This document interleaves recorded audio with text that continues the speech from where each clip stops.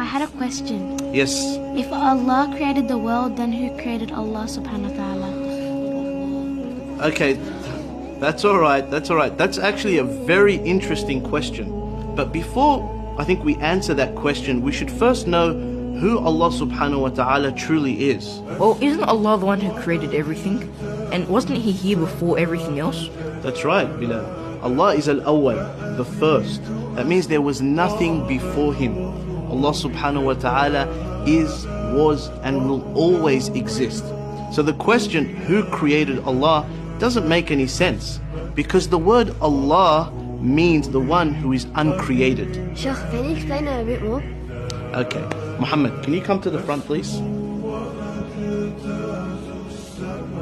So Muhammad, can you draw for us a square that's also a circle? That doesn't make any sense. It's either a square or a circle. That's exactly right. Thank you, Muhammad. You can go to your seat now. So, asking the question, who created Allah, is like asking somebody to draw you a squared circle. It just doesn't make any sense. I get it now, Sheikh. There's a problem with the question. That's exactly right. The question doesn't make any sense. But that's not all. If we say Allah subhanahu wa ta'ala was created, then we would have to ask, who created Him? And then we would say, well then who created Him?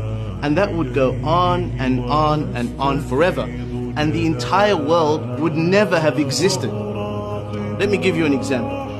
Aisha, if you wanted to sleep over at your cousin's house, would you have to ask your parents for permission? I'd ask my mom. That's exactly right. Now, what if your mum had to ask your father for permission? And then your father had to ask his father for permission? And that goes on and on and on and on. Would you be able to go to your cousin's house? So what needs to happen for you to be able to sleep at your cousin's house? Well, that's easy. Someone would have to be able to make the decision without having to ask anyone else. That's exactly right. Likewise, the world would never have existed unless Allah had created it without relying on somebody else. For if He had to rely on somebody else, this world would never have existed.